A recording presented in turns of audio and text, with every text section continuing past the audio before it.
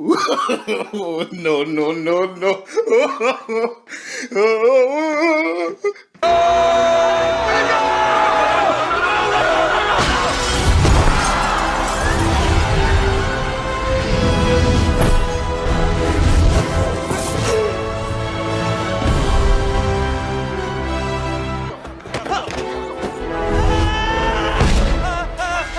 What the hell is this?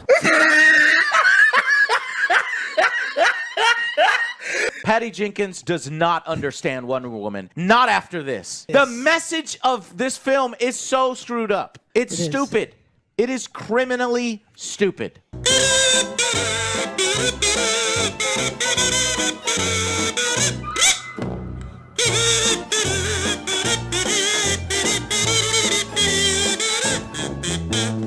Well, I think you're going to have to file this one under instant regret or a rapid walk back, although we haven't yet seen it, as the internet is absolutely eviscerating Wonder Woman director Patty Jenkins after her throwing what can only be described as massive shade at online release movies, saying, quote, "Of all the films streaming services put out, I'm sorry, they look like fake movies to me.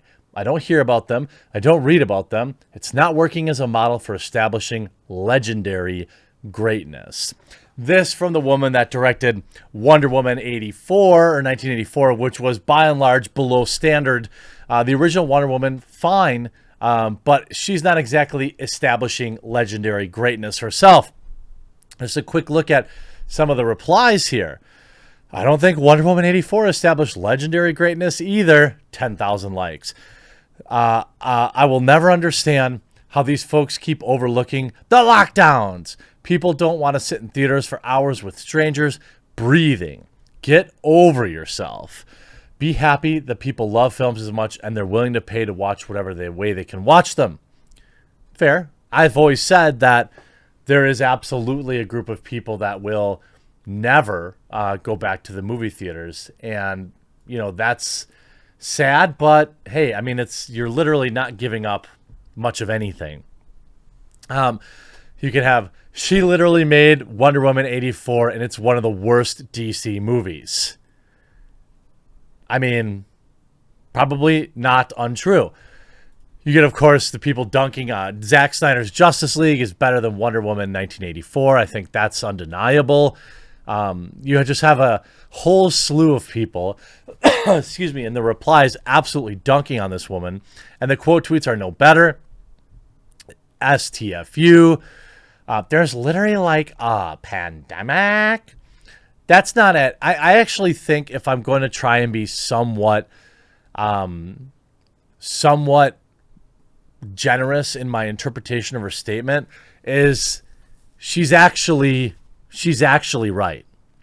I think what she's talking about is like these Netflix movies, with very, very few exceptions. They don't really enter the cultural zeitgeist, so to speak. I mean, you could look at, what was that one movie that got all those awards? The Irishman or something? Irishman? I don't know. It was with all these old famous actors. I think it was a Netflix movie. It was like 3 hours long, won Academy Awards. You know, I would say that these mockumentaries, stuff like Tiger King and Making a Murderer and things like that, these are more notable than anything really Netflix has put out as a movie. I mean, they even had Zack Snyder's Day of the Dead or whatever it was. That was substandard as well. Amazon's put out a couple of movies that were kind of direct to streaming that nobody's really heard of. I don't necessarily disagree with that. I actually don't think she's talking about movies that are like dual release. Do these look like fake movies to you? I don't know which either one of them are. So probably, you know, I want to leave this alone, but I need white directors, so let's make it about race, to consider how disrespectful these statements are to their contemporaries who don't have the luxury of having a major studio label behind them. If we're being honest, most films released on streaming are from POC. So, of course, you got to make it about race. And that's actually just verifiably incorrect. Most films released on streaming are not from people of color. That's just not, that's like I don't even have to pull the numbers to know that that's incorrect. Most people bringing up, calling her an elitist. She's not. I mean, like one commenter said, she's kind of low key right. Most of the movies you watch on Netflix are garbage. But she directed Wonder Woman 84. I don't exactly think that she's changing much either. Wonder Woman 1984 director Patty Jenkins criticized films that are being released via streaming services and called them fake. The 50-year-old expressed thoughts about the future of the big screen during CinemaCon panel, opening up her distaste to original films released on streaming giants. Aren't you seeing it? All of the films that streaming services are putting out. I'm sorry, they look like fake movies to me, Jenkins said. I don't hear about them. I don't read about them. I'm not working as a model for establishing. It's not working as a model for establishing legendary greatness. I don't think Wonder Woman 1984 plays the same on streaming ever. She continued before adding, I'm not a fan of the day and date, and I hope to avoid it forever. What the day and date is having the dual release. Jenkins also directed the film's predecessor, Wonder Woman, in 1987, that made $822 million. But again, looking back at it now, we kind of know that was the golden era of cape films. Like everything was making between $700 million and $1 billion. She also stated she would never make movies for Netflix. However, she likes working with the streaming platform for television. I doubt that it'll be interesting. Excuse me, by the way. It'll be interesting to watch this comment age over time because, I don't think it's necessarily a good thing to be disparaging your fellow directors for working with Netflix. I just think that that's that's just a bad, PR move, so to speak, or that's just a bad move in general because it gives people an opportunity to break in.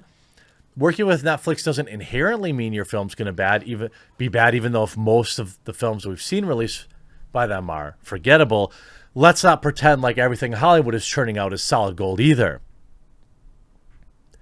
Her comments may seem ironic, as Wonder Woman 1984 was supposed to be exclusively released in cinemas last year until everything forced theaters to lock down. The DC movie was subsequently released on HBO Max as well as theaters. The sequel smashed box office records during the lockdown. The superhero flick starred Gal Gadot, Chris Pine, Pedro Pascal, and Kristen Wiig. Released on Christmas Day last year, Wonder Woman 1984 was the highest box office opening during the lockdowns, raking in $16 million in ticket sales and $36 million globally during its first weekend. Pathetic. We keep lauding these like pathetic openings as smashing records. 36 million globally. The last one probably made 300 million globally in the opening weekend. What do you mean smashing records? This is like the typical media, like every time a woman or a POC does anything, they're always like, record-breaking, first time ever in history, and it's never actually the case. Wonder Woman 84 broke records and exceeded our expectations across our key viewing and subscriber metrics in its first 24 hours on the service, and the interest and momentum we're seeing indicates this will likely continue well beyond the weekend. Annie Fossil, Executive Vice President of General Manager of Warner Media, Direct-to-Consumer. I mean, people forget that these movies bring in a lot of monthly subscriptions. Instead of getting their big payout, $500 million, $600 million, over a period of maybe 3 weeks, what they're doing is they're getting it over a period of 2 years. But ultimately, what the real arithmetic behind all of this is whether or not you're going to make, if you would have made $700 million in a traditional theatrical release, are you going to make $701 million with this day and date release? My guess is data is showing that they are because they're not stopping it. Patty Jenkins is still very unhappy about how the release of Wonder Woman 1984 played out. Her second Wonder Woman movie came out of theaters and HBO Max simultaneously as part of the Warner Brothers release deal. And it failed to get as much attention as the first flick. We previously reported that the director had referred to the hybrid rollout as heartbreaking and the best choice of a bunch of very bad choices. Well, you could have delayed it, but I'm telling you, the superhero era of films brought a lot of success to a lot of really, really mediocre directors. If you look at Marvel, they're bringing in nobodies off the street. They brought in Nia DaCosta, who had directed one film ever at this point, to direct a billion-dollar Captain Marvel franchise. Do you think that the directors really have that much input? No, it's formulaic. Disney tells you what to do, and you stand there and you kind of do it. And then I think the tongue-in-cheek, the agreement is, now that you can put this on your resume, now you can go actually have control somewhere else. She sounds salty about it, but, you know, you see here, we get it. All the options for releasing Wonder Woman in 1984 absolutely sucked. If it hadn't been available to stream, it would have likely had to wait over a year for theaters-only release, maybe longer. It still would have not done well. The movie wasn't reviewed well. I wasn't a fan of this 80s aesthetic that was overdone by Hollywood. And Gal Gadot's hilarious Lockdown Imagine debacle. I don't think Wonder Woman 84 lived up to the first one's magic in and of itself. The lockdown obviously hurt it, but I'm getting tired of Hollywood blaming the lockdown on their failures because they seem to use it whenever it's convenient. Black Widow comes out, Black Widow comes out and everyone's like, oh no, it didn't do good in the box office because of the coof. Free Guy comes out, does fine. Nobody's talking about it a week later. Or I think it was the Squad movie, actually. Yeah, it was Suicide Squad. It's ridiculous. It's not the coof. You lost a certain percent of the population because you all amplified this fear prawn for the past 2 years. And now you're upset that you don't get these big box office numbers. Well, I've got news for you. It's never coming back. I hope you enjoyed this video. We'll talk to you again real soon.